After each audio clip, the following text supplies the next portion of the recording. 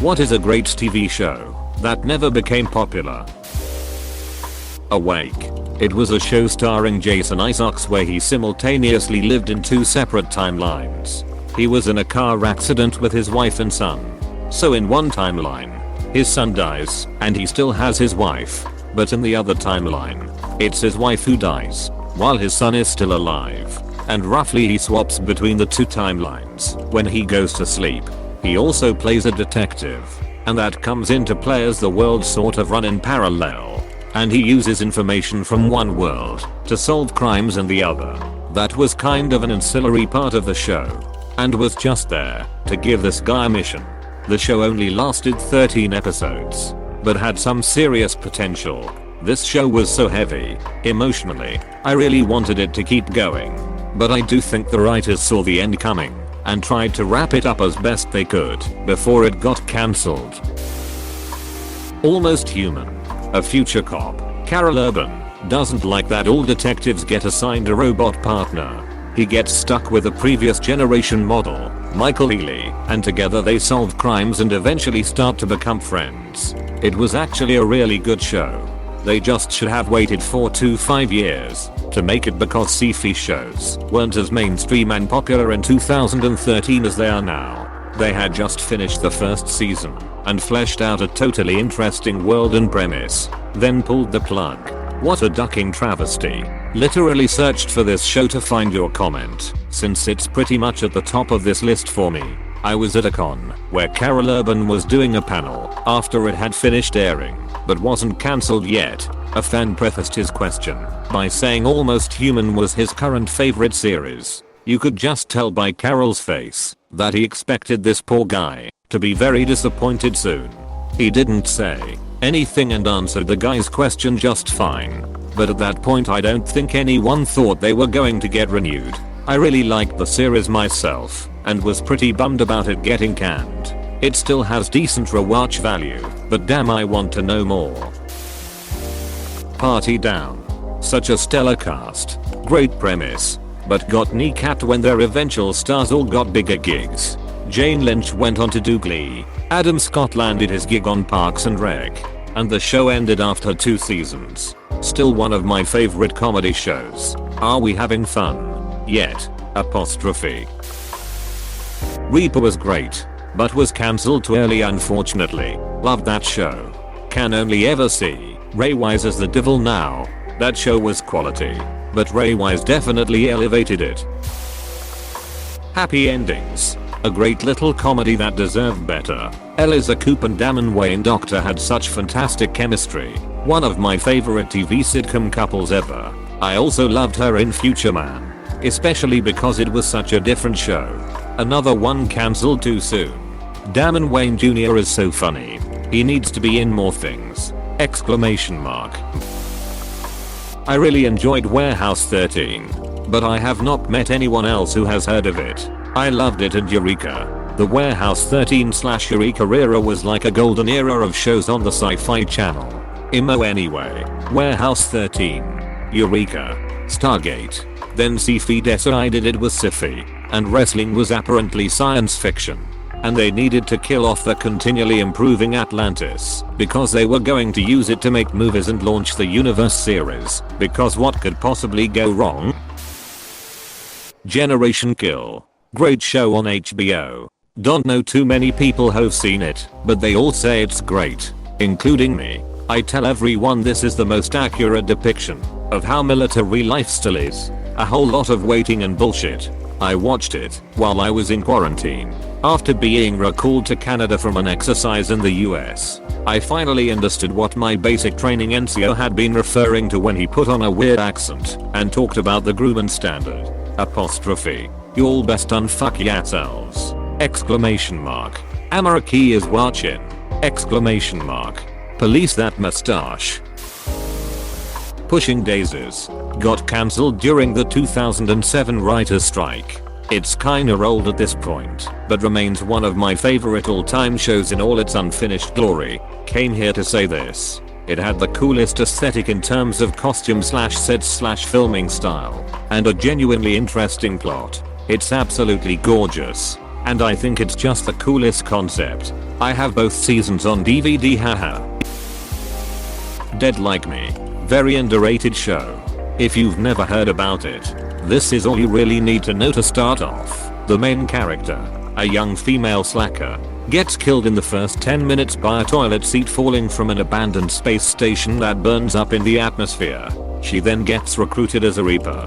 Her job is to basically separate people's souls from their bodies shortly prior to their death, so that they can transition to the afterlife without the trauma of their deaths weighing on their souls. It's a dark comedy that is profoundly deep at times. It also stars Mandy Patinkin in a supporting role.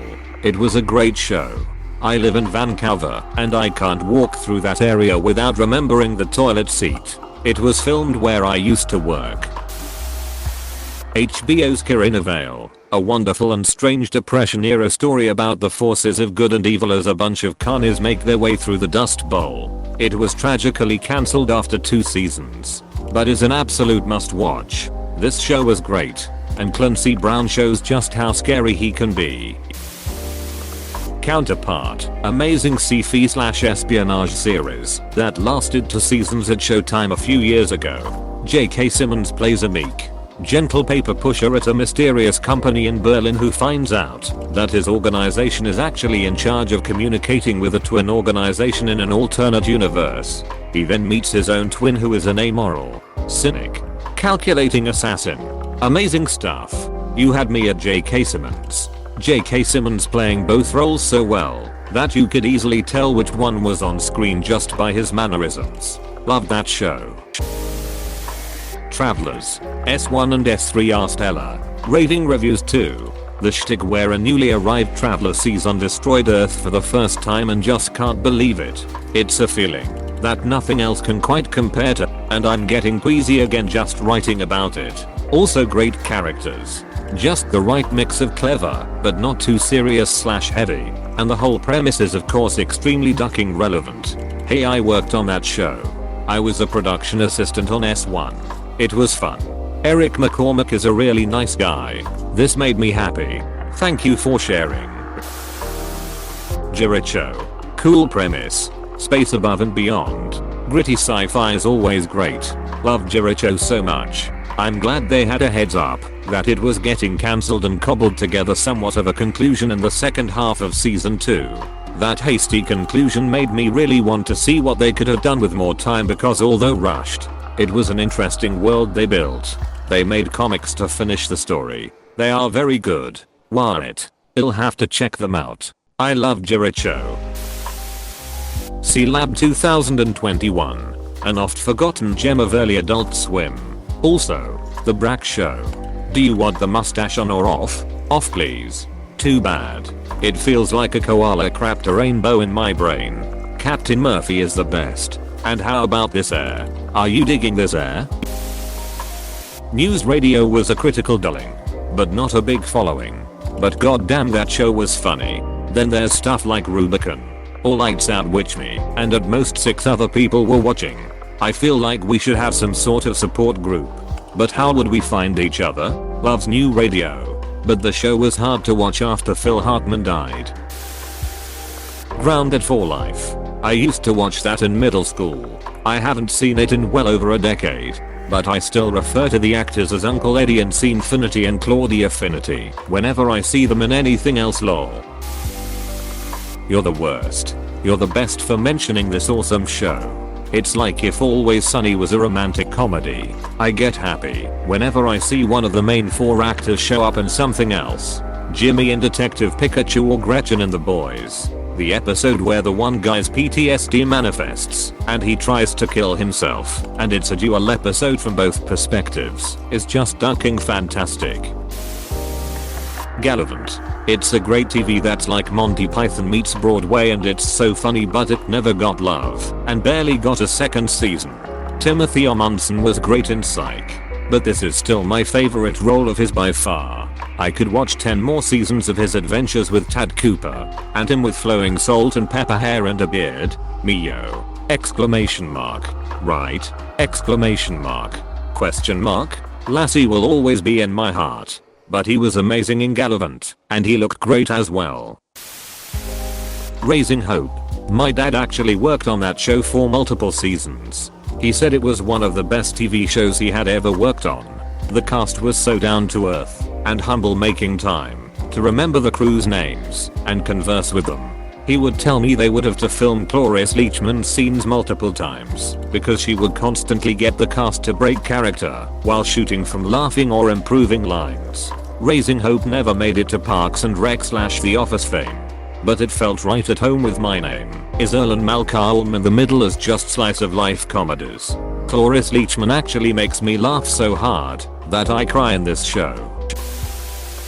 Clone High. Lasting 13 episodes. It had a hilarious, but brief, run on MTV in the early 2000s. Crossing my fingers that the rumors of a possible reboot come true. Did you see the pool? They flipped the bitch. I say this all the time and no one knows what I'm talking about. What a show. They're rioting at a college grade level. Home movies. It was popular enough on Adult Swim back in the early 2000s, but it really was more than good enough for a primetime TV slot. Lauren Bouchard, the creator of Bob's Burgers, made the show with Brendan Small, who then created Metalocalypse. John Benjamin got his start on home movies as Coach McGurk. I'm pretty sure it was pure gold, but I guess didn't have the same draw as Family Guy and whatever else was huge at the time. I still say this is the best adult cartoon ever made. A lot of that is probably nostalgia, but some of the writing is piss your pants funny. I still quote Coach McGurk almost daily, and now I have to eat this repugnant sausage. Hell on Wheels is a seriously slept on show. It was on AMC at the same time as Breaking Bad and when The Walking Dead was at its peak, so it got shoved under the rug. I liked the first half of the show, then it just went downhill during season 3. Gallivant was one of my favorite shows during its run. It was this light, quirky fantasy musical on network TV. It was a miracle it got to 2 seasons. It felt like Mel Brooks got Tabed to remix Princess Bride and Monty Python. If it came out after Hamilton, the musical hype might have put some more wind in its sails. I have watched the 2 seasons about 6 times, and now that Youd brought it up here, I've gotta watch it again. I'm telling you, it's comedy gold. Spaced. Simon Pegg, Nick Frost and Edgar Wright. Created. Co-written and starring Jessica Stevenson. Collaboration before they were cool. Can't believe how few have watched this show. The writing and acting is original and fantastic, but it's the editing and cutaways that make the show phenomenal. Legion was one of the most creative shows I've ever seen, but barely anyone knows about it. It lasted 3 good seasons, all of which are very diverse. It might be the best superhero TV show ever, but half the time people think I'm talking about that old Paul Bettany film. You can turn off people when you say it's a superhero show, which it really isn't. It's a weird show about people with powers, not unlike Preacher, minus the religious aspect. I dug this show and I really like that it's only 3 seasons. They told their story in Gitfo. It's a comic book dipped in LSD. Fringe. Heck, I'd be happy with just a mini series of Walter and Astro in the lab. You mean Asterisk? I think he's talking about Asteroid. I think you mean Asgard. No, her name's Aspirin. Or maybe Ostrich. I'm not okay with this. Good vibes. Nice songs. Cool style. Quite good cast. I liked the ending of the first season, but Netflix has just cancelled the whole show due to covered, as they said. I read the graphic novel it's based on and was really floored by how much better the show was. For all the qualities you listed, the cast did such a good job of making the characters feel real and relatable. Definitely sad there won't be a season 2. Dirk Gently's Holistic Detective Agency. The new version was awesome. So mad they cancelled it.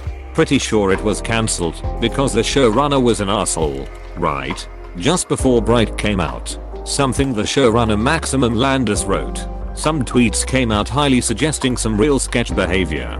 The details never came out, but he basically dipped after that and all his projects got cancelled. Yeah, Landis confirmed himself a garbage person. Oblongs. It was a part of those string of adult shows that wasn't really raunchy, but it still had its zingers to it. The son not being able to sleep unless he was hearing the sound of his parents' bed squeaking. If it came out today or a few years ago, it would have been more appreciated. Will Ferrell is the main character and does a pretty good job as a man with no arms or legs. Oh shit, he is the dad. I never realized that. Forever with Ione Grufford was pretty decent, but got cancelled after its first season. The premise was an immortal man who works as a medical examiner and helps the police solve cases. It's basically a procedural with a bigger arc about his immortality and the consequences of it. And I think it could have gone on nicely for another 2 seasons if it had become more popular. But it just didn't pick up. Also, Psych is great, but has a small albeit very devoted following. While the less superior ripoff The Mentalist got way more popular. Forever was such a good show. I was sad it didn't come back. The Leftovers. Took way too long to find this. My all-time favorite show. It's damn near perfect and criminally unknown. Crazy Ex-Girlfriend. Extremely underrated musical theater show that's so amazing and has deep story. I remember googling it when I started watching about when S3 was airing. Found out it had the lowest Nielsen ratings of any TV show in America at the time despite winning multiple awards. Interestingly enough, I work in healthcare and basically all my doctor friends are fans of the show. It's a brilliant depiction of a certain mental health disorder. Better Off Ted. I actually laughed so hard at this show I cried a few times. Too bad it was only 2 seasons. Deadwood. It's a damn shame they cancelled that masterpiece. Cold had a great ending, if not for that.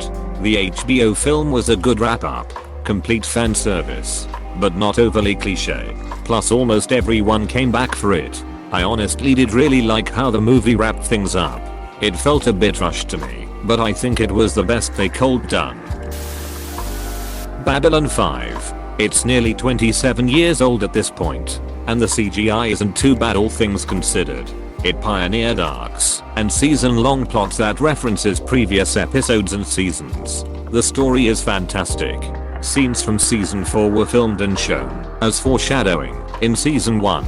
The creator sold the series by describing the last episode in detail. I don't know of any multi-year long show that had that kind of strong, planned out arc. J. Michael Straczynski basically had two contingency plans for each major character on the event that an actor pulled out of the show. Those contingency plans got used for replacing the telepath and the station commander. End communication. It was such a shame that Michael O'Hare had severe mental health issues that prevented him from staying on. But at the same time, Bruce Boxleitner. Pete and Pete from the 1990s Nickelodeon Loop. Best slice of life teen comedy show. Stellar writing. Amazing music. Great characters and went completely bonkers. Way better than Malcolm in the Middle. Fight me. Pete and Pete remains a high watermark in the realm of surrealist children's TV. Oh totally. It holds up better watching it as an adult. The writing is so tight and it has strong themes/life lessons without being preachy. But it's also very, very weird. Chuck. Luckily it avoided cancellation long enough to finish the story in 5 seasons.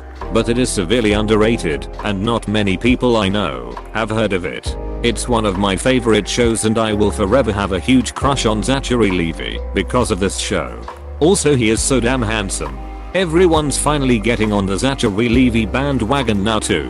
He's been killing it in all his recent roles. Absolutely loved him in Shazam. iZombie was quite good, but I've never heard anyone talking about it. It's the only CW show that I thought it was cool. I always felt the later seasons weren't as good as the earlier ones, but I do agree that it's underrated. Yes, as the zombie brain took over Liv more and more it became less interesting. I think they forgot that Liv was an interesting character. Don't Trust the Bee in Apartment 23. Best sitcom ever.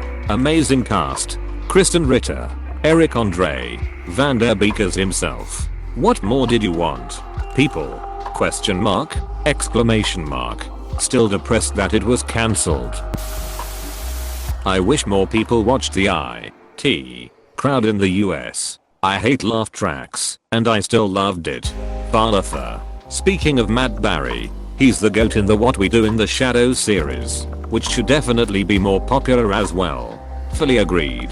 Although, I've also got to shout out Mark Proksch for one of my favorite character introductions of all time. His energy vampire in an office setting shtick made me pause the show cause I was laughing so hard.